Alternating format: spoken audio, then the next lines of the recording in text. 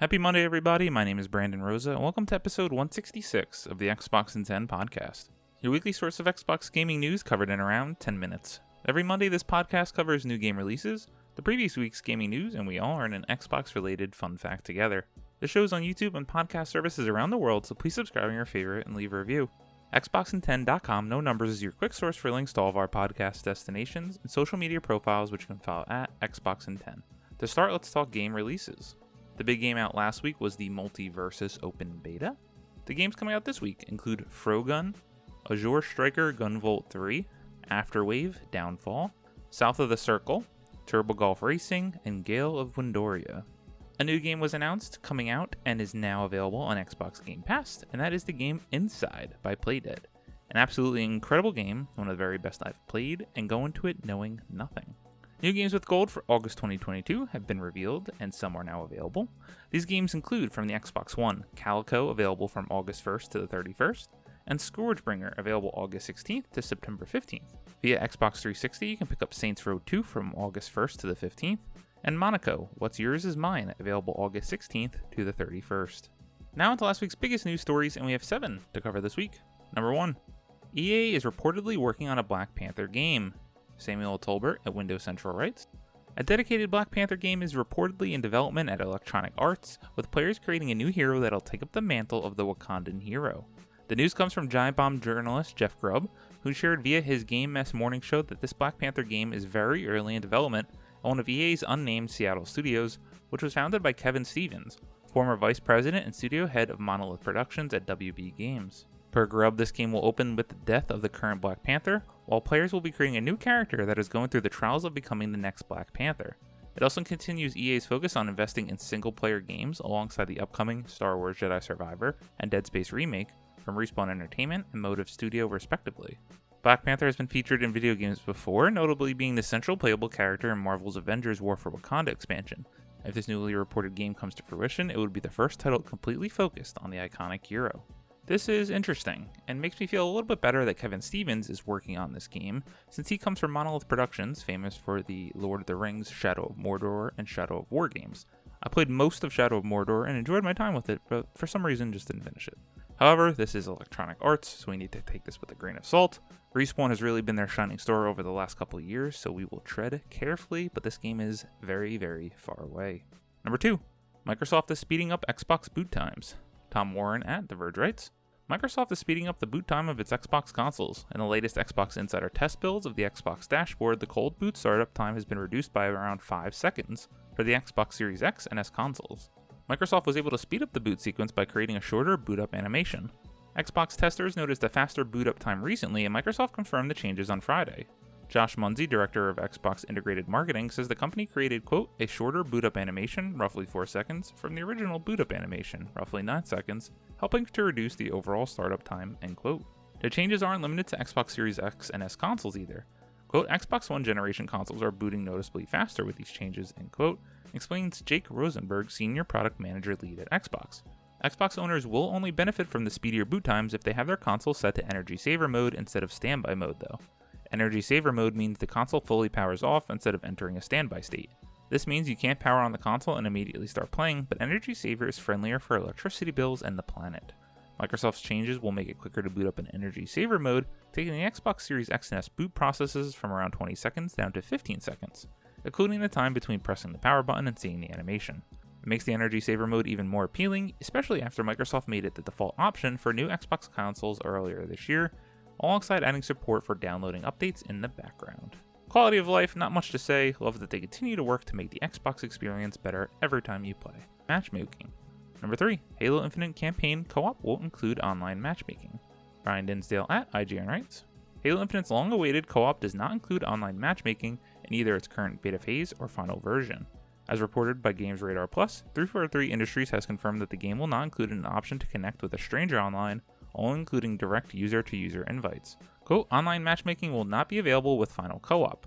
We encourage you to use the Halo Looking for Group service and the new Discord voice call feature on Xbox to find players to party up with as you continue playing through the beta, end quote, an Xbox spokesperson said.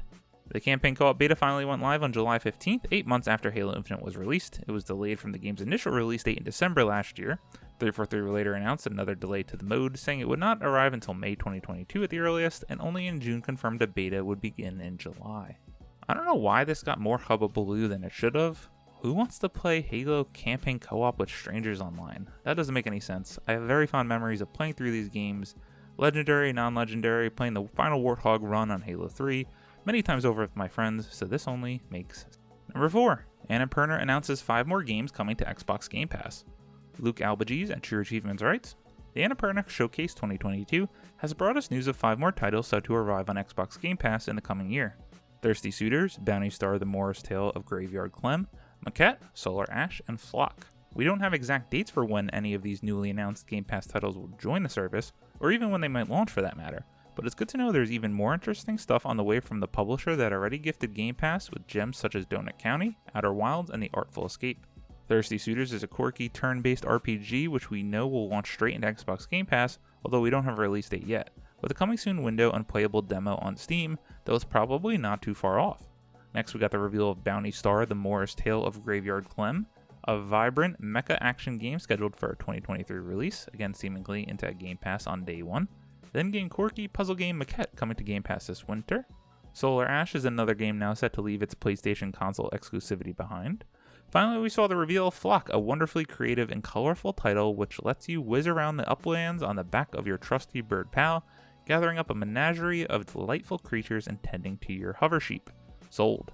No release window sadly, but we know this is also bound for Game Pass when it does eventually soar onto the scene.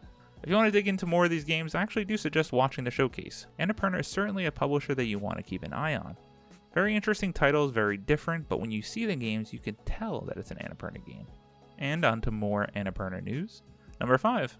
Outer Wilds and What Remains of Edith Finch get next-gen upgrades. Rebecca Valentine at IGN writes, during today's Annapurna Interactive Showcase, we got 2 surprise upgrade announcements to 2 beloved games, Outer Wilds and What Remains of Edith Finch. First up, Outer Wilds is getting a 60 FPS upgrade on Series X and S and PS5, that's coming September 15th, and the upgrade is free if you already own the game. Developer Mobius Digital also confirmed that the game is still planned for Switch at some point in the future, but hasn't given a date for that just yet. Meanwhile, What Remains of Edith Finch is getting a 60 FPS upgrade and 4K on Series X and PS5, and that update is not only free, it's also available today. Both of these games are pleasant surprise upgrades for 2 widely acclaimed games. I wanted to highlight this because I really loved my time with What Remains of Edith Finch, so this kind of makes me want to go back and play it. I played most of Outer Wilds, but again, for some reason dropped off. It was very enticing once I finally wrapped my head around the controls. I hear the ending is incredible, so I kind of need to get back there and finish it. Number 6. Apex Legends' next new legend is Vantage. Heidi Nicholas at True Achievements writes, the next big update for Apex Legends will be Hunted, which arrives in August and brings with it the game's newest legend, Vantage. Apex Legends Hunted will kick off on August 9th and introduces Vantage as the game's newest legend, as well as brings changes to King's Canyon, a level cap increase, and a Hunted Battle Pass. Quote, the only rule Mara's mother ever gave her was to survive, end quote, we are told. Quote, in the ruins of the GDS Vantage, that's a hard rule to follow, end quote. The Apex Legends site tells us a little more. Quote, raised on the barren ice planet of Pagos, Vantage learned the hard way to become the ultimate survivor, end quote. We also learned that a reforged King's Canyon is on the way. Quote, time changes everything, and King's Canyon is no exception. What will rise from the ashes of the past, end quote. There aren't too many specifics on Hunted yet, such as the level cap increase, but we can expect a reveal of the update's launch trailer on July 28th, while the update itself arrives on August 9th. I had to highlight this as Apex Legends is one of the biggest games out there. It hasn't done anything for me in a while, as I'm really keen on just a new Battle Royale experience. And number 7, The Lord of the Rings Gollum delayed by a few months. Billy Givens at IGN writes, sorry Token fans, Daedalic has announced that its upcoming stealth title, The Lord of the Rings Gollum, has been delayed by, quote, a few months, end quote, so the team can, quote, deliver the best possible experience, end quote. The studio shared the news via Twitter where it thanked fans for the ongoing patience regarding the release of The Lord of the Rings Gollum. The statement, which says that the game has been pushed back by a few months, promises that the team is dedicated to, quote, uncovering the untold story of Gollum in a way that honors the vision of J.R.R. Tolkien, end quote. While no updated release date was given, the statement promises an update on the exact timing in the near future. The game was initially planned for release on September 1st, so with only a handful of months before the end of the year, it's now feasible that it could join the growing list of games to be delayed into 2023. The Lord of the Rings Gollum cast players is the titular creature in a tale set before the events pertaining to the mainline books and movies. As a stealth title, combat will be very limited, instead asking players to sneak through perilous locations within Middle-earth and assassinate enemies in creative ways. I think this is the last time we're going to talk about this game until it's eventually released so we can see how it does. This game does nothing for me, it doesn't seem to have much buzz, it just keeps getting pushed, and it seems like there's nothing but bad or meh news. As always, we end our show with a fun fact about Xbox, and let's talk about a code word for E3. Credit to Games Radar. Did you know there's a code word for E3 disasters, or at least there used to be, back when E3 was a thing? God, I miss it. But a bit of inside knowledge for you. Microsoft's on-stage gameplay demos were performed live, but that doesn't mean there isn't a contingency plan. If something goes wrong, someone backstage is playing the demo at an identical pace, and the feed is swapped. And if that goes wrong, there's a video of the demo ready to be played too. Apparently the internal term for this is Broken Arrow. Broken Arrow was a little less comfortable once. At the first announcement of the original Xbox at GDC in 2000, a backup player was positioned under the stage looking up through the floor. While I miss the days of live E3 performances, you can't really argue that it isn't a better experience seeing a curated gameplay demo, although then the developers see exactly what you want them to. However, it is more polished and more representative of the final product. Thank you all for listening to the Xbox in 10 podcast, your weekly source of Xbox gaming news covered in around 10 minutes. If you like the show, please subscribe on your favorite podcast service, share with your friends, leave a review, and follow on all social media at Xbox in 10. This past week, I checked out the game, finally, Naraka Blade Point, which I don't believe I mentioned on the last show. However, my first game online, triple kill, 5 kills in all, first dub, incredible performance if I don't say so myself. I've also continued my grind on Destiny 2, the game just can't get its hooks out of me. My name is Brandon Rosa, you can follow me on Xbox at Brosa93. Hope you all have a great week, stay safe, and keep on gaming.